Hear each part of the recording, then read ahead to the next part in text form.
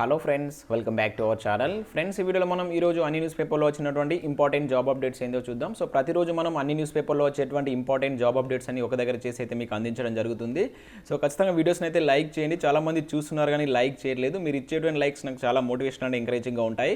So ఇది చాలా useful information కనుక మీ ఫ్రెండ్స్ అండ్ ఫ్యామిలీకి అయితే షేర్ చేయండి. సో ఛానల్ ఇంకెవరైనా సబ్స్క్రైబ్ చేసుకోకుండా చూస్తున్నట్లయితే ఖచ్చితంగా ఛానల్ అయితే సబ్స్క్రైబ్ చేసుకొని మన ఛానల్కి సంబంధించిన వాట్సాప్ అండ్ టెలిగ్రామ్ గ్రూప్స్ యొక్క లింక్స్ అనేవి కింద డిస్క్రిప్షన్లో ఉంటాయి, జాయిన్ కండి. డైలీ దానిలో జాబ్ అప్డేట్స్ అదేవిధంగా కరెంట్ అఫేర్స్ సంబంధించినటువంటి ఆన్లైన్ టెస్ట్ లింక్స్ అనేవి షేర్ చేస్తున్నాను. మీకు చాలా యూస్ఫుల్గా ఉంటుంది. ఏదో ఒక గ్రూప్లో అయితే కంపల్సరీ జాయిన్ కండి. ఫ్రెండ్స్, ఈరోజు అప్డేట్స్ కనుక చూసుకుంటే మనకు ఫస్ట్ అప్డేట్ వచ్చేసి 4 కేటగిరీలుగా ఓబీసీలు అంటూ ఒక న్యూస్ అయితే ఇక్కడ మనం ఈనాడు న్యూస్ పేపర్లో చూడవచ్చు. 2:6:9:10 నిష్పత్తిలో 27% రిజర్వేషన్ల పంపిణీ, జస్టిస్ రోషిని కమిషన్ ప్రతిపాదన అంటూ ఒక న్యూస్ అయితే చూడవచ్చు. ఇక్కడ ఈరోజు మనకు 2 or 3 న్యూస్ పేపర్లో ఈ న్యూస్ అయితే రావడం జరిగింది.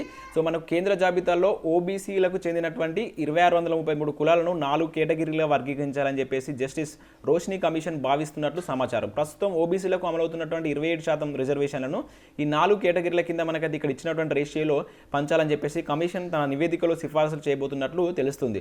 అయితే ప్రస్తుతం కేంద్ర జాబితాలో ఓబీసీల రిజర్వేషన్లు అనేటువంటి మనకు ఒక వర్గీకరణ లేకుండా గంపగుత్తగా అమలవుతున్నాయి. సో దీనివల్ల ఓబీసీలోని కొన్ని బలమైనటువంటి వర్గాలు మాత్రమే వీటి యొక్క ప్రయోజనాలు పొందుతున్నాయన్న ఉద్దేశంతో కేంద్రం అయితే 2017లో ఒక కమిషన్ అయితే మనకు జస్టిస్ రోహిణి నేతృత్వంలో వేయడం జరిగింది. అయితే 2018 మార్చి 27 కల్లా దీని యొక్క నివేదిక అయితే సమర్పించవలసి ఉండేది. కానీ కాకపోతే మనకు సార్వత్రిక ఎన్నికల వల్ల దీన్ని అయితే 2021 జూలై 31 వరకు అయితే దీన్ని సమర్పించాలని చెప్పేసి గడువు పెంచారు. సో ఈ నేపథ్యంలో ఈ గడువు అనేది మనకు దగ్గర పడుతున్న నేపథ్యంలో ఈ ఓబీసీల యొక్క వర్గీకరణ అనేటువంటి 4 రకాలుగా ఉంటుందని చెప్పేసి మనకైతే ఇక్కడ న్యూస్ అయితే వస్తుంది.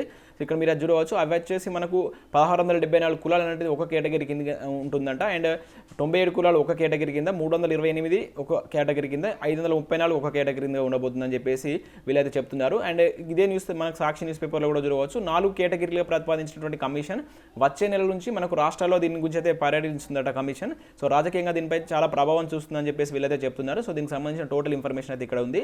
సో పీడిఎఫ్ అనేది నేను మన ఛానల్ యొక్క వాట్సాప్ గ్రూప్లో అయితే మీకు అయితే షేర్ చేస్తాను, క్లియర్గా చదువుకోండి. సో దానిలో ఉన్నటువంటి టోటల్ ఇన్ఫర్మేషన్ మాత్రం ఇదే ఉంటుంది.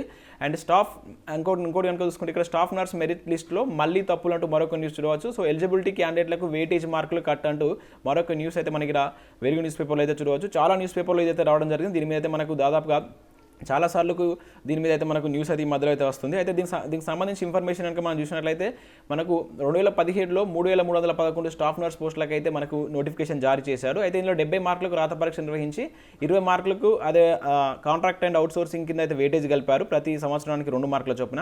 అండ్ 10 మార్కులు అనేటువంటి అకాడమిక్ క్వాలిఫికేషన్లో వచ్చినటువంటి మార్కుల ఆధారంగా అయితే ఇవ్వడం జరిగింది. అయితే దీనికి 2018లో రాత పరీక్ష నిర్వహించి రీసెంట్గా 2020లో మనకు నవంబర్లో దీని యొక్క మెరిట్ లిస్ట్ అయితే ఇవ్వడం జరిగింది.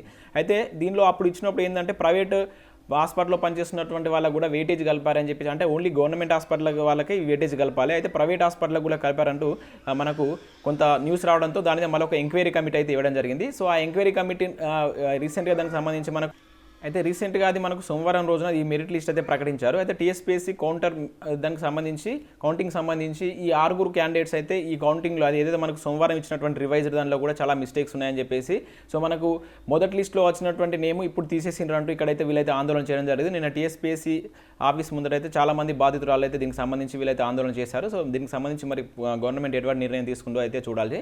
అండ్ నెక్స్ట్ అప్డేట్ కనుక చూసుకుంటే మనకు మార్చిలో నోటిఫికేషన్ స్టాఫ్ సెలెక్షన్ కమిటీకి సంబంధించి మనకు జీడీ కానిస్టేబుల్ ఉద్యోగాల కోసం దాదాపు ఒక భారీ నోటిఫికేషన్ అయితే మనకు మార్చి 25న అయితే విడుదల కాబోతుంది. ఆల్రెడీ దీని మీద నేనైతే వీడియో కూడా చేశాను, మీకు లాస్ట్ 2 వీడియోస్లో కూడా చెప్పాను, మనకు ఈనాడు న్యూస్ పేపర్లో కూడా వచ్చిందని.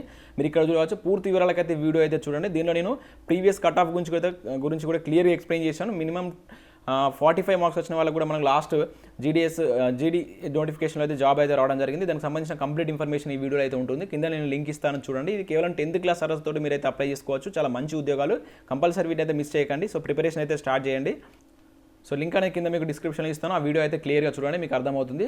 అండ్ నెక్స్ట్ మరొక ఇన్ఫర్మేషన్ కనుక చూసుకుంటే మనకు ఎమ్మెల్సీ ఎన్నికల తర్వాతే ఖాళీ పోస్టులు భర్తీ అంటూ మరొక న్యూస్ చూడవచ్చు. మనకి ఏదైతే మహిళా శిశు సంక్షేమ దివ్యాంగుల వయోవృద్ధుల సంక్షేమ శాఖ పరిధిలో ఉన్నటువంటి ఈ మహిళా శక్తి కేంద్రంలో ఉన్నటువంటి ఖాళీ పోస్టులను మనకు ఎమ్మెల్సీ ఎలక్షన్ల తర్వాతనే భర్తీ చేస్తామని చెప్పేసి అయితే ఆ సంక్షేమ అధికారి అయితే వెల్లడించడం జరిగింది. మనకు ఈ ఎన్నికల కోడ్ అనేటువంటి మార్చి 17 తర్వాతనే కంప్లీట్ అవుతుంది కనుక తర్వాతనే ఈ నోటిఫికేషన్ రిలీజ్ చేస్తామని చెప్పేసి వాళ్ళు చెప్తున్నారు. అదేవిధంగా మనకు అంగన్వాడీ నోటిఫికేషన్కి సంబంధించి కూడా చాలామంది అయితే నన్ను అడుగుతున్నారు. మనకు డిస్ట్రిక్ట్ వైజ్ అయితే రావాల్సి ఉంది. అవి కూడా మనకు ఈ ఎలక్షన్ కోడ్ అయిపోయిన తర్వాత వచ్చేటువంటి ఛాన్స్ అయితే కనబడుతుంది. సో నెక్స్ట్ అప్డేట్ కనుక చూసుకుంటే మనకు ఇండియన్ నేవీ నుంచి ఒక నోటిఫికేషన్ అయితే రిలీజ్ కావడం జరిగింది. మనకి ఈ రోజు ఈ నోటిఫికేషన్ అయితే రిలీజ్ చేశారు. దీనిలో మనకు గ్రూప్ సి ఉద్యోగాల కోసం దాదాపుగా 1100+ ఉద్యోగాల కోసం అయితే నోటిఫికేషన్ అయితే జారీ చేశారు. మీరు ఇక్కడైతే చూడవచ్చు. సో ఈస్టర్న్ నావల్ కమాండ్ నుంచి, అదేవిధంగా western naval command and southern naval command నుంచి మనకైతే ఈ ఉద్యోగాలను అయితే భర్తీ చేస్తున్నారు. ఇక్కడ మనకు ఈస్టర్న్ నావల్ కమాండ్ అంటే మనకు విశాఖపట్నంలో దీని యొక్క హెడ్ క్వార్టర్ అనేది ఉంటుంది. సో 2 తెలుగు రాష్ట్రాల అభ్యర్థులు వీటికైతే అప్లై చేసుకోవచ్చు. ఇవన్నీ గ్రూప్ సి ఉద్యోగాలు. సో 18,000 నుంచి 56,900 వరకు అయితే వీటి యొక్క పే స్కేల్ అయితే ఉంటుంది. అయితే దీని యొక్క ఎడ్యుకేషన్ క్వాలిఫికేషన్ మొదటగా మీరు చూసినట్లయితే ఇవి 10th క్లాస్ ఎలిజిబిలిటీ ఉండాలి. అదేవిధంగా వాటితో పాటు ఐటీఐ చేసినటువంటి అభ్యర్థులు మాత్రమే అప్లై చేసుకోవచ్చు. సో మీరు ఎవరైనా ఐటీఐ చేసిన అభ్యర్థులు ఉంటే దీని అయితే అప్లై చేసుకోండి. ఇంకెవరైనా మీ ఫ్రెండ్స్ ఉంటే వారికి అయితే షేర్ చేయండి. సో మొదట దీనికి సంబంధించి అయితే ఒక స్క్రీనింగ్ టెస్ట్ అంటే ఎగ్జామ్ అనేది కండక్ట్ చేస్తారు. సో ఆ ఎగ్జామ్ అనేది 100 మార్క్స్ అనేది ఉంటుంది. ఇక్కడ వాటికి సంబంధించిన సిలబస్ కూడా అయితే వీళ్ళైతే క్లియర్ చేయడం జరిగింది. మీ నోటిఫికేషన్ పీడిఎఫ్ అనేది కింద నేను ప్రొవైడ్ చేస్తాను. ఒకసారి డౌన్లోడ్ చేసుకుని అయితే చూడండి. సో 18 to 25 ఇయర్స్ ఉన్నటువంటి అభ్యర్థులు అప్లై చేసుకోవచ్చు. ఏజ్ రిలాక్సేషన్ కూడా వర్తిస్తాయి. సో పూర్తి వివరాలకైతే మీరు ఈ నోటిఫికేషన్ పీడిఎఫ్ అనేది కింద నేను డిస్క్రిప్షన్లో ఇస్తాను. ఒకసారి అయితే డౌన్లోడ్ చేసుకొని చూడండి. ఎవరికైతే ఐటీఐ క్వాలిఫికేషన్ మీ ఫ్రెండ్స్కి ఎవరికైనా ఉంటే వారికైతే దీని అయితే షేర్ చేయండి. చాలా మంచి ఉద్యోగాలు ఇవి. అండ్ నెక్స్ట్ అప్డేట్ కనుక చూసుకుంటే కొత్త ఉద్యోగాలు వస్తున్నాయంటూ మనకు న్యూస్ అయితే ఇక్కడ చూడవచ్చు. సో మనకి ఇక్కడ చూసినట్లయితే 2021లో దేశంలో 53% కంపెనీలు కొత్త ఉద్యోగాలు కల్పించడానికి సిద్ధమవుతున్నాయి అని మనకు ఇండియన్ టాలెంట్ ట్రెండ్ 2020 నివేదిక అయితే వెల్లడించింది. సో ఇది మనకు బ్రిటన్ కేంద్రంగా మనకు మైకల్ ఫేజ్ అనేటువంటి రిక్రూట్మెంట్ ఏజెన్సీ దీన్ని అయితే విడుదల చేసింది. 2021లో ఇతర ఆసియా పసిఫిక్ దేశాల కంటే మన భారతదేశంలో కొత్త ఉద్యోగ అవకాశాలు ఎక్కువ ఉంటాయని చెప్పేసి వీళ్ళైతే తెలపడం జరిగింది.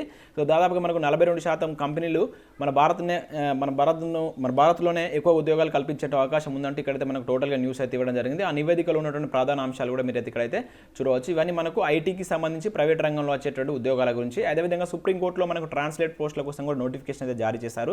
సో వివిధ ట్రాన్స్లేటర్స్ పోస్టులు అయితే ఇక్కడ మీరు చూడవచ్చు. సో అది భాషల వారీగా మనకు ఇంగ్లీష్ నుంచి హిందీలోకి 5 పోస్టులు, అస్సామీకి సంబంధించి 2 పోస్టులు, బెంగాలీకి 2 పోస్టులు, తెలుగు సంబంధించి 2 పోస్టులు, గుజరాత్కి సంబంధించి 2 పోస్టులు ఈ విధంగా అయితే ఉన్నాయి. సో దీనికి మీకు డిగ్రీ అండ్ అదేవిధంగా డిగ్రీతో పాటు మీ సబ్జెక్ట్ మీరు ఏదైతే డిగ్రీ చదివినటువంటి దాంట్లో ఇంగ్లీష్ అనేది ఆ సంబంధిత సబ్జెక్ట్ అనేది ఒకటి మీకు సబ్జెక్టుగా ఉండాలి, ఆ భాషకు సంబంధించింది. సో వాళ్ళైతే అప్లై చేసుకోవచ్చు. 18 నుంచి 27 సంవత్సరాల అభ్యర్థులు అయితే అప్లై చేసుకోవచ్చు. సో దీనికి సంబంధించి మనకు మార్చి 13th అనేది చివరి తేదీగా ఉంది.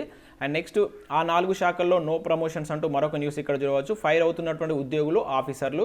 సో జనవరి 31కే పూర్తి చేయాలని కేసీఆర్ ఆదేశం. సీఎం ఆర్డర్లను పట్టించుకోవడం లేదని ఉద్యోగులు ఆవేదన ఇక్కడ న్యూస్ అయితే చూడవచ్చు. ఒక 4 శాఖల్లో మాత్రం వీళ్ళైతే ప్రమోషన్లు అయితే ఆపారంటే ఇక్కడ న్యూస్ అయితే చూడవచ్చు. సెక్రటేరియట్ కావచ్చు, అదేవిధంగా మనకు రెవెన్యూ ల్యాండ్ అడ్మినిస్ట్రేటివ్ విభాగంలో అండ్ అటవీ శాఖలో, ఉపాధి కల్పన శాఖలో, ఎక్సైజ్ శాఖలో వీటికి సంబంధించి ప్రమోషన్లు అయితే ఆపారు. ముఖ్యంగా ఇంకా టీచర్లకు సంబంధించి ఇంకా ఈ ప్రక్రియ అనేది స్టార్ట్ చేయలేదు అని చెప్పేసి ఇక్కడైతే వీళ్ళైతే న్యూస్ అయితే ఇవ్వడం జరిగింది. దీనికి సంబంధించి మీకు పీడిఎఫ్ అనేది నేను కింద మీకు డిస్క్రిప్షన్లో 10 to 11 మధ్య మన ఛానల్ యొక్క వాట్సాప్ అండ్ టెలిగ్రామ్ గ్రూప్లో కూడా ప్రొవైడ్ చేస్తాను. ఒకసారి అయితే చూడండి. సో నెక్స్ట్ నేను అనాకాడమీ గురించి అయితే చెప్పబోతున్నాను. సో మీ ఇంట్రెస్టెడ్ క్యాండిడేట్స్ అయితే వినండి. ఎందుకంటే దానిలో చాలా వరకు ఫ్రీ క్లాస్ అయితే వాళ్ళు ప్రొవైడ్ చేస్తున్నారు. సో ఇది 2 తెలుగు రాష్ట్రాల్లో ఏపీపీఎస్సీ, టీఎస్పీఎస్సీలో మనకు టీఎస్పీఎస్సీ అభ్యర్థులు కూడా వీళ్ళైతే బ్యాచ్ కోర్స్ స్టార్ట్ చేస్తున్నారు. సో దీనిలో మనకు టాప్ మోస్ట్ ఫ్యాకల్టీతో వీళ్ళైతే క్లాస్ అయితే అందిస్తున్నారు. చాలా ఫ్రీ క్లాసెస్ కూడా వీళ్ళైతే ప్రొవైడ్ చేస్తారు. సో ఆ ఫ్రీ క్లాసెస్ కనుక వినాలనుకుంటే ఛానల్ యొక్క కోడ్ SZD10 అనే కోడ్ కనుక యూజ్ చేస్తే మీరు ఫ్రీ క్లాస్ అయితే వినవచ్చు.